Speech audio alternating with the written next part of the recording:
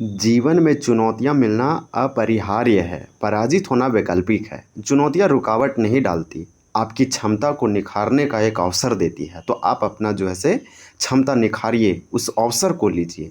Most important आज हम लोग प्रश्न देखेंगे, ये आपका 60+ है। आप समझिए कि झारखंड का जो भूगोल है, महत्वपूर्ण क्वेश्चन आंसर देखेंगे। फील्ड वर्कर, क्षेत्रीय कार्यकर्ता के लिए इंपॉर्टेंट है। जेएसएससी और जेपीएससी के तमाम और झारखंड के दूसरे एग्जामों के लिए भी मोस्ट इंपॉर्टेंट है। ये झारखंड सम्मान ज्ञान, झारखंड स्पेशल प्रश्न है जो कि झारखंड और ज्योग्राफी ऑफ झारखंड यानी कि झारखंड के भूगोल को कंप्लीट करता है।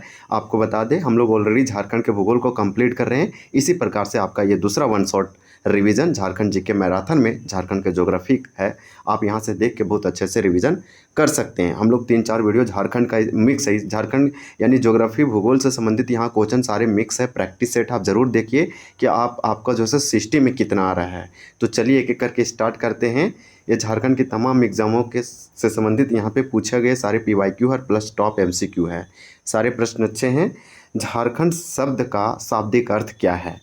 तो इस प्रकार से वन का राइट आंसर आपका यहाँ पे ए हो जाएगा। झारखंड 2 शब्दों से मिलकर बना है, झार प्लस खंड, झाड़ियों और वनों का प्रदेश। झार का मतलब झाड़ियाँ और खंड का मतलब होता है लैंड, जमीन, वनों का प्रदेश। एक खंड है जो झाड़ियों और वनों का प्रदेश है, खंड है, लैंड है। तो झारखंड का शाब्दिक अर्थ झाड़ियों और वनों का प्रदेश होगा। तो आप इसको बहुत अच्छे से याद रखिए। नेक्स्ट हम लोग देखते हैं। हालांकि झारखंड जो है एक पठारी क्षेत्र है, ये भी याद रखिए। यहाँ छोटा नागपुर प्लेट्यू, राजमहल हिल्स आदि आपको देखने को मिलेगा जो कि आर्कियन कालीन चट्टाने हैं। उसके बाद आपको यह भी याद रखना है कि प्रायद्वीपीय पठार का ये पार्ट है झारखंड का रीजन, या सिर्फ छोटा नागपुर पठार। आपका दूसरा है कि झारखंड नामकरण का मुख्य कारण क्या है? झारखंड का नामकरण यानी कि झारखंड, इस लैंड को, छोटा नागपुर पठार को झारखंड क्यों नाम दिया गया? इस लैंड को, इस भूमि को, इस पठारी क्षेत्र को झारखंड नामकरण क्यों किया गया? इसका झारखंड का मेन रीज़न एक ही हो सकता है। 2 का राइट आंसर ये हो जाएगा, विशाल वन क्षेत्र।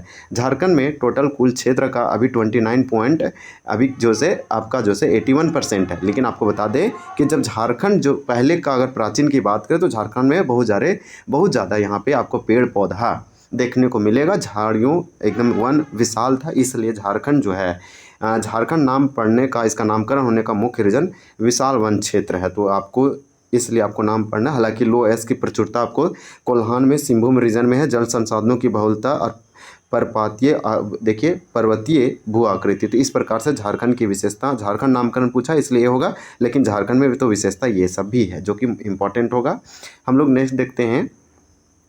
झारखंड में मुख्य रूप से किस प्रकार के वन पाए जाते हैं? तो झारखंड में किस प्रकार का वन पाया जाता है? तो ये है जो है उष्णकटिबंधीय पर्णपाती वन पाया जाता है। आप याद रखिएगा, डिसिडियस फॉरेस्ट पाया जाता है। इसमें डिसिडियस फॉरेस्ट पर्णपाती वन का राजा साल है। इसे सखुआ कहते हैं, सोरिया रोबुस्टा इसका वैज्ञानिक साइंटिफिक नेम है। मोस्ट इंपॉर्टेंट, सरहुल का त्यौहार मनाया जाता है इसी जब इसमें नए नए फूल आते हैं। झारखंड में सबसे अधिक वन जो पाया जाता है वो सखुआ साल वृक्ष है। सारांडा आप जानते हैं 700 पहाड़ियों या वनों का जंगल है जो कि आपका पश्चिमी सिंहभूम में है। इसी प्रकार से झारखंड में उष्णकटिबंधीय यानी सब ट्रॉपिकल डिसिडियस फॉरेस्ट, उष्णकटिबंधीय पर्णपाती वन पाया जाता है। तो मोस्ट इंपॉर्टेंट होगा, इसे वर्षा वन भी कहा जाता है। चलिए नेक्स्ट देखते हैं। आपका देखिए नेक्स्ट अगला प्रश्न है कि झारखंड राज्य का गठन कब हुआ? तो यहाँ पे 4 का राइट आंसर आपका क्या हो जाएगा? 15 नवंबर 2000 ईस्वी को झारखंड का स्थापना जो है किया गया। तो 4 का राइट आंसर सी होगा, 15 नवंबर 2000 ईस्वी को। 15 नवंबर को झारखंड का स्थापना किया गया। देश का 28वां राज्य, उस समय इसमें 18 जिले थे।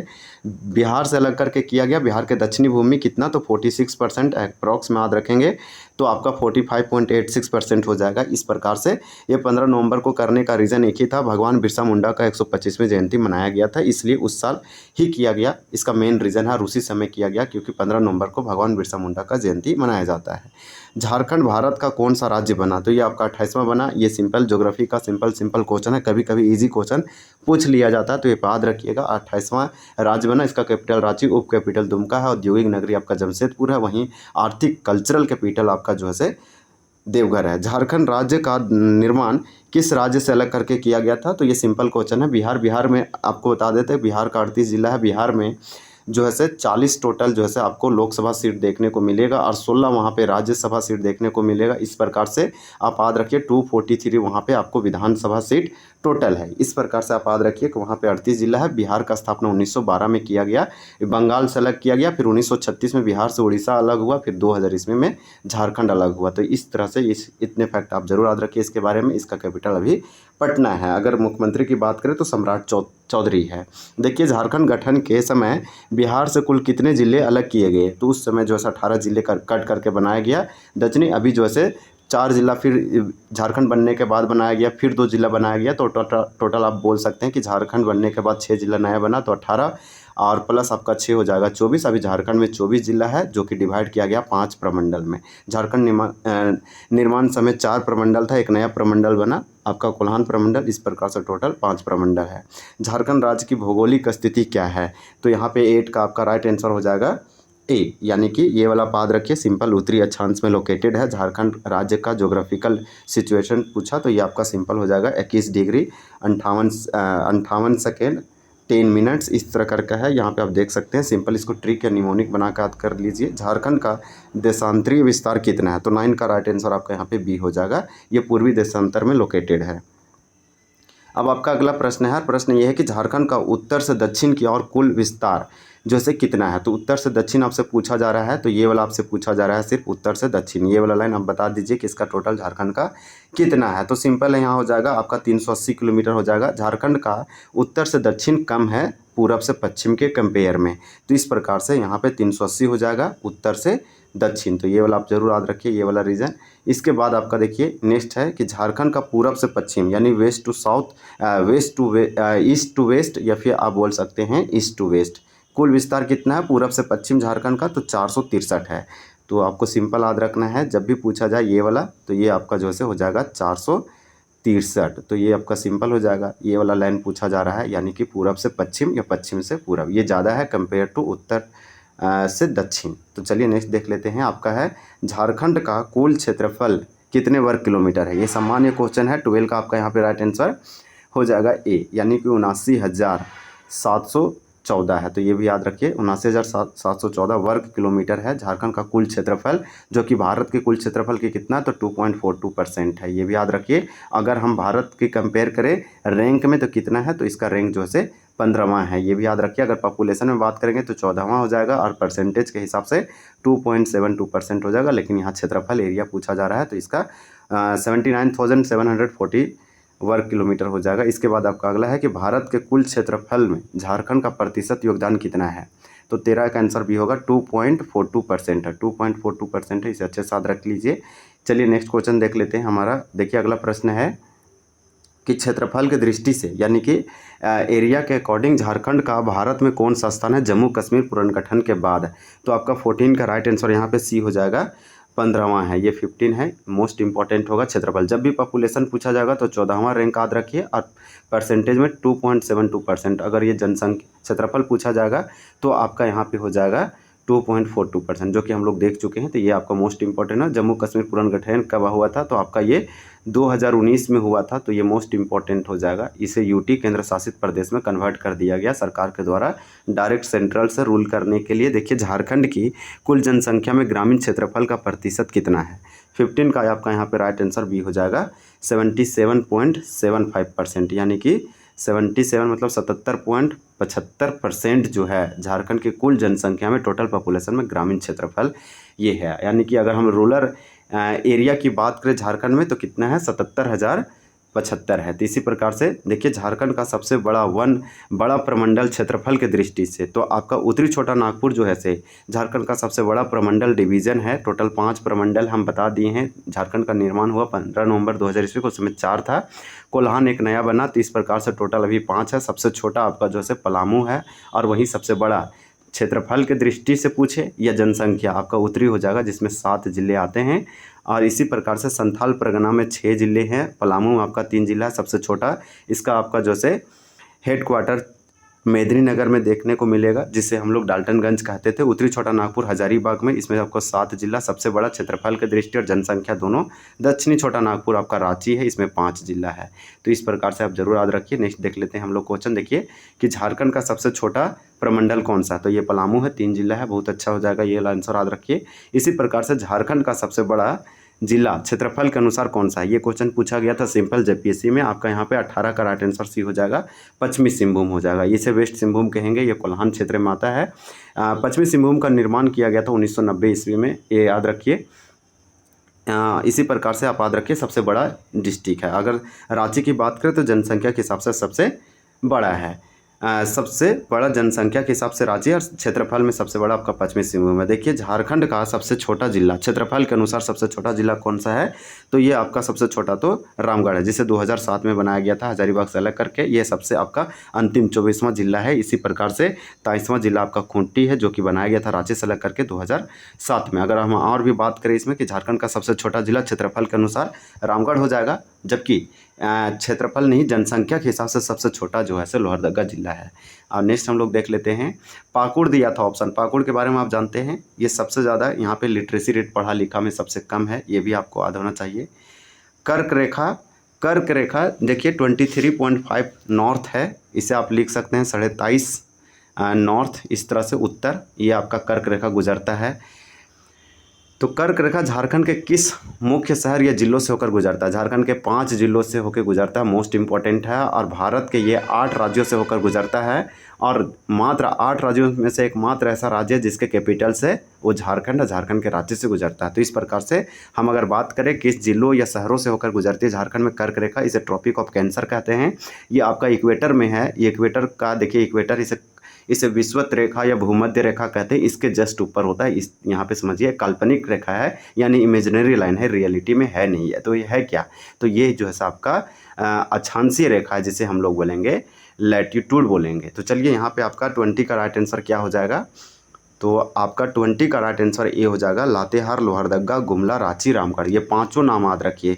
तो रामगढ़, गोला, आप रांची जानते हो, और मांझी। इसी प्रकार से गुमला है, लोहरदगा है, लातेहार है, मोस्ट इंपॉर्टेंट हो जाएगा।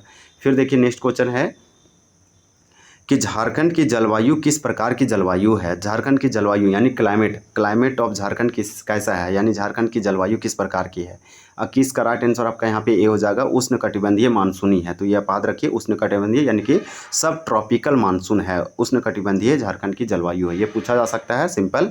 नेक्स्ट हम लोग देख लेते हैं, देखिए कि झारखंड में सर्वाधिक वर्षा किस मानसून से होती है? तो झारखंड में दक्षिण पश्चिम मानसून से होती है। इसको सिंपल मैप से हम समझा दे रहे हैं। ये आपका मान लीजिए इंडिया है, इंडिया और झारखंड मान लीजिए यहाँ पे है।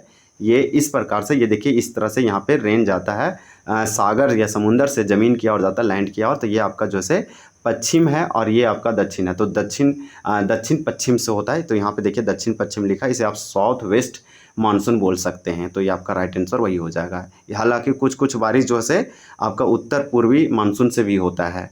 नेक्स्ट हम लोग देख लेते हैं, देखिए झारखंड का सर्वाधिक वर्षा, तो झारखंड का सर्वाधिक वर्षा वाला स्थान कौन सा? तो ये नेतरहाट है। नेतरहाट आपका जो है लातेहार जिला में पड़ता है।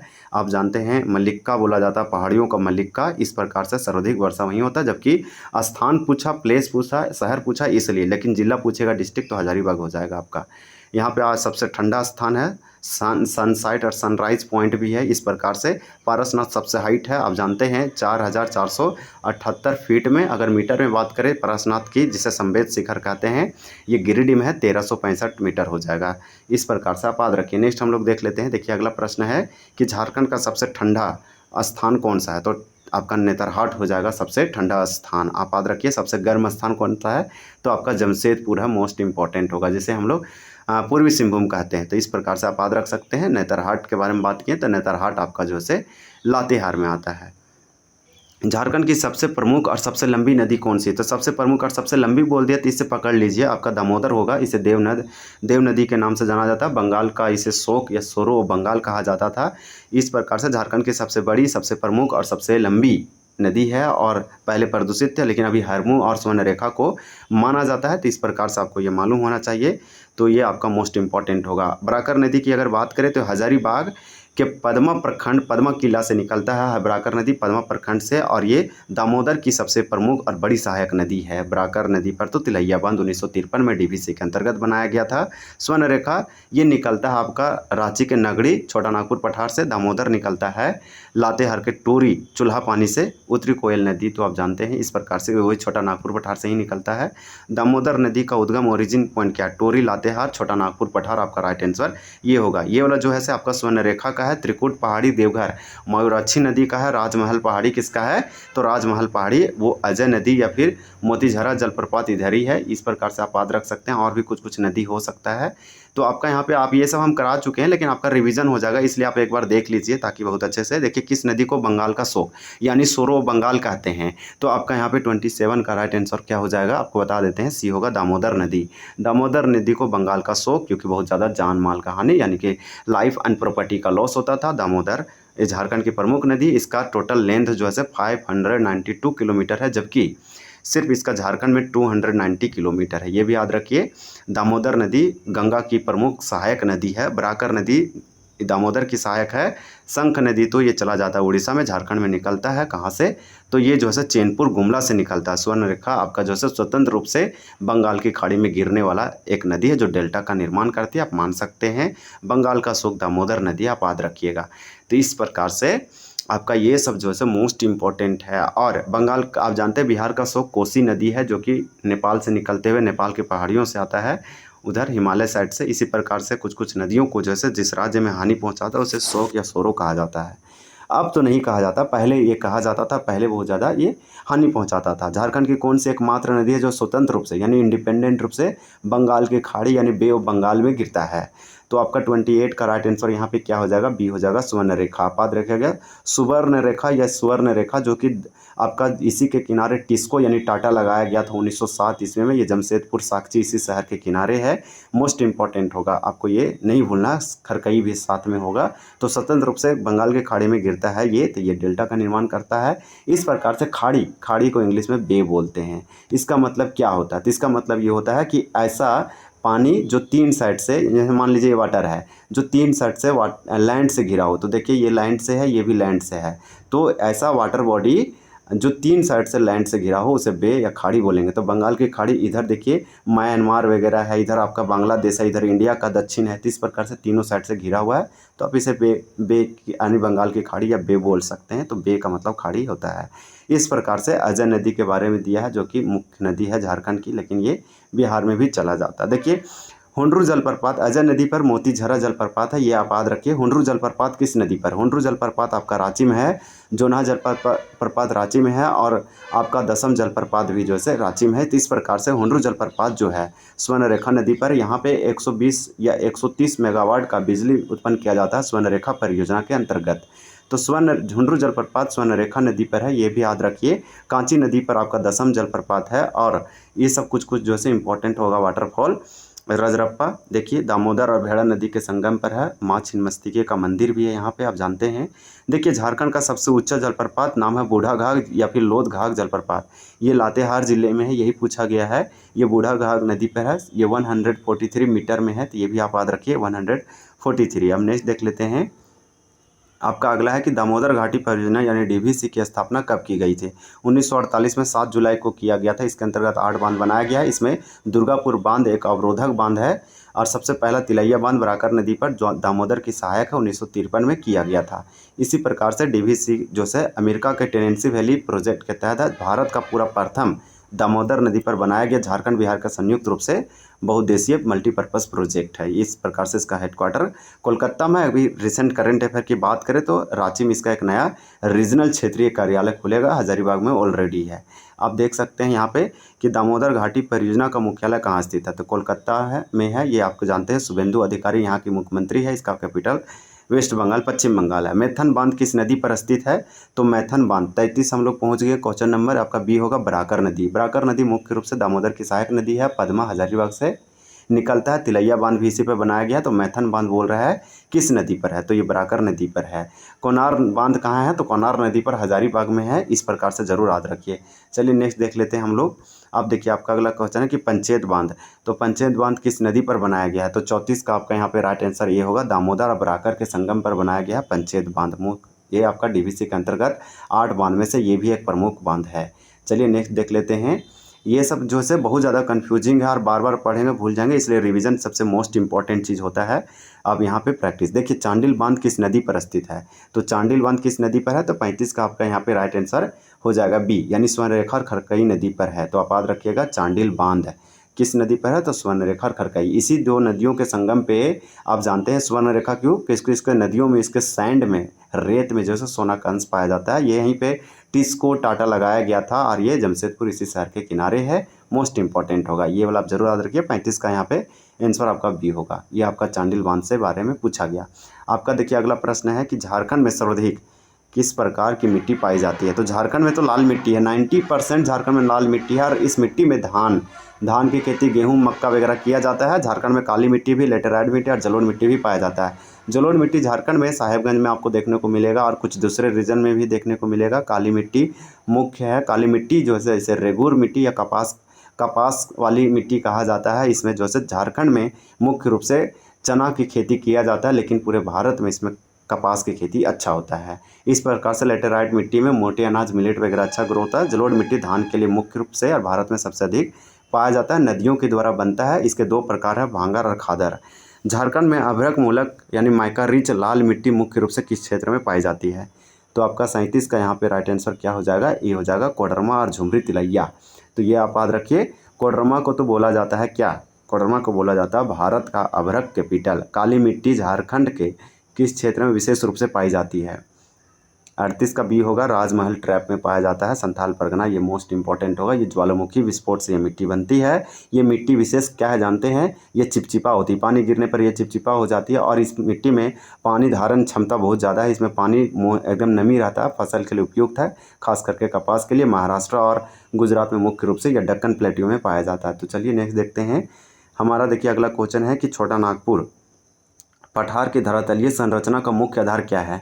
तो 39 का आपका यहाँ पे सिंपल राइट आंसर ये हो जाएगा, आर्कियन ग्रेनाइट और नीस चट्टानें।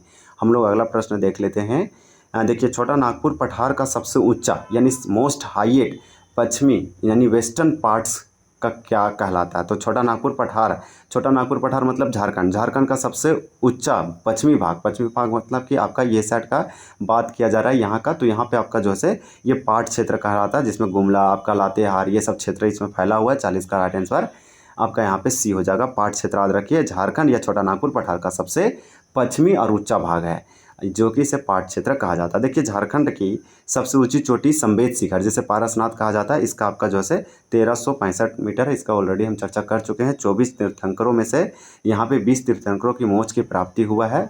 आपका अंतिम जो है पार्श्वनाथ 23वें तीर्थंकर है, जिनके नाम पर पारसनाथ नाम रखा गया है। गिरिडीह मधुबन के आसपास है, बहुत अच्छा होगा आपका। ये हजारीबाग पठार में आता है और मुख्य रूप से बात करें तो छोटा नागपुर पठार में। देखिए पारसनाथ पहाड़ी झारखंड के किस जिले में स्थित है? तो ये गिरिडीह में है, बस याद रखिए सिंपल, ऐसा कुछ नहीं। ये तीर्थ स्थल है किसका? जैन का और कुछ धर्मों का संगम है। पारसनाथ पहाड़ी किस धर्म का मुख्य तीर्थ स्थल है? तो जैन धर्म का हो जाएगा। यहाँ पे 43 का आपका राइट आंसर क्या हो जाएगा? तो आपको बता दें 43 का हमको बता दिए हैं, तो 43 का आपका सिंपल ए हो जाएगा। चलिए नेक्स्ट देखते हैं।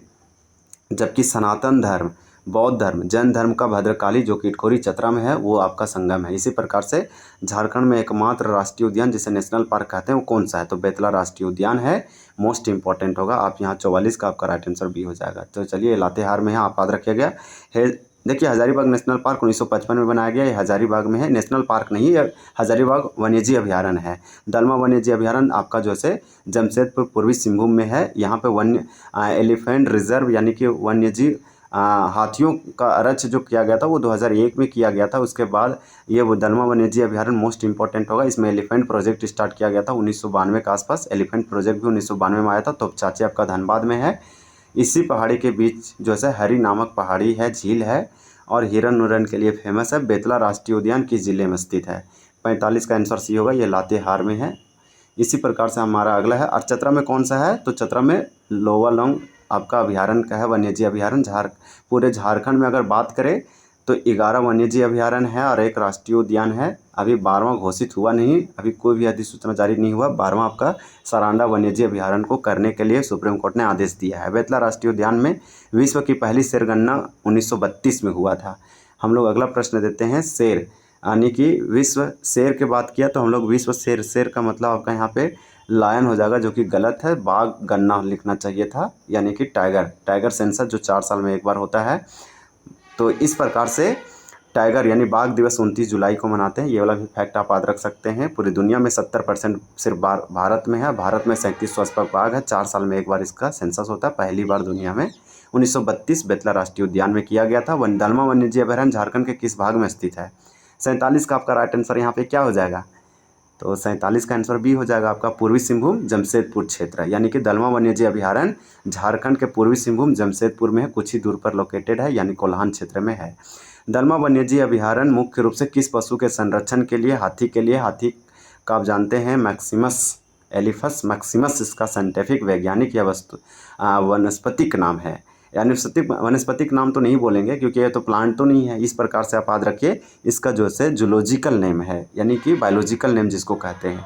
इस प्रकार से हाथी जो है केरल, कर्नाटक और झारखंड का क्या है? तो आप जानते हैं राजकीय एनिमल है, मोस्ट इम्पॉर्टेंट होगा झारखंड का, तो इस प्राकृतिक सौंदर्य माना जाता है। हाथी के बारे में एक फैक्ट याद रखिए, जो बच्चा में हम लोग पढ़ते हैं और जानते हैं कि हाथी जो है लैंड पर पाए जाने वाला दुनिया का सबसे विशालतम जानवर है। तोमचाची वन्यजीव अभयारण्य किस जिले में स्थित है? तो ये धनबाद में है, आप याद रखिएगा, मोस्ट इम्पॉर्टेंट होगा।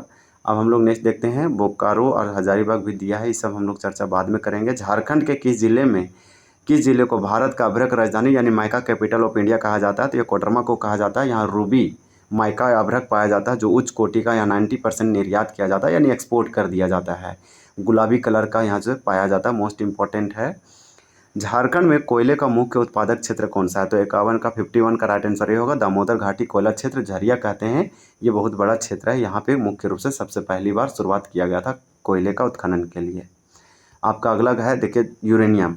यूरेनियम क्या है? एक रेडियो एक्टिव तत्व है, इससे विस्फोटक चीज़ बनाया जा सकता है। तो यूरेनियम की प्रसिद्ध खदान जादूगोड़ा, ये झारखंड में है। झारखंड के आपको जैसे पूर्वी सिंहभूम में देखने को मिलेगा। यूरेनियम का जादूगोड़ा हो, नामदा या फिर जामदा पहाड़ हो, और भी कई नामों से ये जाने जाते हैं। ये इससे रेडिएशन निकलता है, कई लोगों को ये हानि पहुंचाता है। झारखंड में तांबा उत्पादन का प्रमुख केंद्र जो है घाटशिला है, ये पूर्वी सिंहभूम में पड़ता है, मोस्ट इम्पॉर्टेंट होगा। 1924 ईस्वी के आसपास यहाँ पे पहली बार इसका उत्खनन किया गया था। झारखंड का कौन सा जिला पश्चिम बंगाल और उड़ीसा दोनों राज्यों को स्पर्श करता है? 54 का राइट आंसर सिंपल आपका ये हो जाएगा, पूर्वी सिंहभूम। अब हम लोग अगला देख लेते हैं। अगला प्रश्न ये है कि झारखंड का कौन सा जिला 3 राज्यों बिहार, उत्तर प्रदेश और छत्तीसगढ़ की सीमा को स्पर्श करता है? वो आपका गढ़वा है। 3 और उत्तर प्रदेश का सोनभद्र जिला, ये आप याद रख सकते हैं, एकमात्र ऐसा ये जिला है। इसके बाद झारखंड में कितने जिले पड़ोसी राज्य बिहार की सीमा को स्पर्श करते हैं? तो आपको बता दें कि बिहार, देखिए आप सिंपल हम डायरेक्शन बता दे रहे हैं, सिंपल आप डायरेक्शन से ही समझ जाएंगे। यहाँ पे आपका बिहार है, ये 10 डिस्ट्रिक्ट से बिहार टच करता है, झारखंड का 10 जिला। फिर यहाँ आपका जैसे वेस्ट बंगाल है, ये भी 10। फिर नीचे आप आएंगे तो यहाँ पे 4 हो जाएगा, जो कि उड़ीसा है, इधर वेस्ट बंगाल है, इधर आपका छत्तीसगढ़ है जो कि 4, और यहाँ पे मान लीजिए आप उत्तर प्रदेश जो गढ़वा। तो इस प्रकार से ये है, बहुत ईजी क्वेश्चन, इसमें कोई हार्ड नहीं है, इस आप एक बार पढ़ेंगे आपको हमेशा के लिए याद हो सकता है। झारखंड के कितने ऐसे जिले हैं जो किसी भी राज्य की सीमा को स्पर्श नहीं करते हैं, मतलब लैंडलॉक है, स्थलरूढ़ है? तो 2 जिला है, बस याद रखिए, लोहरदगा और खूंटी। इसी प्रकार से झारखंड राज्य कैसा है? झारखंड राज्य भी लैंडलॉक है, स्थलरूढ़ है, ये भी याद रखिए, जो चारों साइड से सिर्फ ज़मीन, वाटर से ये टच नहीं करता, सिर्फ ज़मीन ही ज़मीन, लैंड ही लैंड है। दुनिया का सबसे बड़ा लैंडलॉक जो है कजाकिस्तान है, ये आप याद रखिए, जिसका कैपिटल अस्ताना है। इस कुछ दिन के पहले इसका नूर सुल्तान कर दिया था, फिर कैपिटल ही चेंज कर दिया, यानी कि कैपिटल का नाम चेंज कर दिया। आप जानते हैं अंडमान निकोबार का कैपिटल क्या है? अंडमान निकोबार का कैपिटल जो था वो रखा गया था, पोर्ट ब्लेयर था, लेकिन सरकार ने ये पोर्ट ब्लेयर का नाम चेंज कर दिया और इसका नया नाम अंडमान निकोबार एक यूटी है, यूनियन टेरिटरी है, केंद्र शासित प्रदेश, इसका श्रीविजयपुरम है। राजमहल ट्रैप का निर्माण किस प्रकार की चट्टानों से हुआ है? तो 5858 का आपका यहाँ पे राइट आंसर सी होगा, बेसाल्ट ज्वालामुखी लावा प्रवाह। चलिए नेक्स्ट देखते हैं। राजमहल ट्रैप काली मिट्टी पाया जाता है, ये वोल्केनिक इरप्शन से होता है। देखिए झारखंड में tin plate company of India कहाँ स्थित है? 59 का आपका यहाँ पे राइट आंसर भी हो जाएगा, ये जमशेदपुर में है। ये टाटा स्टील के अंतर्गत ही आता है। झारखंड की धरातलीय चट्टानों का विस्तार अधिकांश किस दिशा में है? तो आपका 60 का क्वेश्चन है, ये उत्तर से दक्षिण है, पूरब से पश्चिम है, उत्तर पूरब से दक्षिण है, देखिए दक्षिण पश्चिम है, या उत्तर पश्चिम से दक्षिण पूरब। क्या आप इसका आंसर करेक्ट बता पाएंगे? आप कोशिश कीजिए, ट्राई कीजिए और बताने का और दीजिए, तो देखते हैं आप सही से इसका आंसर कितने लोग दे पाते हैं। हालांकि बहुत सारे लोग नहीं देते हैं आंसर, सिर्फ देखेंगे चले जाएंगे, तो भी आप कोशिश कीजिए ट्राई करके। बहुत सिंपल क्वेश्चन है, बोला कि झारखंड का जो धरातलीय चट्टान है, मतलब चट्टान मतलब जो रॉक है यहाँ का, यहाँ का लैंडफॉर्म का जो रोक है, पठारी है, वो कैसे फैला हुआ है, उत्तर से दक्षिण गया हुआ है यानी कि ऊपर से नीचे आया है, या फिर पूरब से पश्चिम यानी कि जो है आपका ईस्ट से वेस्ट गया है, इस प्रकार से। और ये तो अलग डायरेक्शन है, ये अलग। तो इस प्रकार से आप जरूर बताइए। क्वेश्चन ऑफ द डे है, कमेंट आपके लिए है। तो इस प्रकार से टॉप 60 प्रश्न कंप्लीट किए और 60 में एडिशनल फैक्ट देखे, इसलिए टाइम लगा, नहीं तो हम लोग इसको बहुत कम समय में 60 प्रश्न से ही कंप्लीट कर लेते। तो यहाँ पे हम लोग बहुत अच्छे से जानने की कोशिश की, जो भी प्रश्नों में एडिशनल पॉइंट था उसको देखे। इसी तरह से हम लोग को बहुत अच्छे से नॉलेज जो से धीरे धीरे बढ़ता चला जाएगा। इस प्रकार से वीडियो देखने के लिए बहुत बहुत धन्यवाद। जय हिंद, जय जोहार।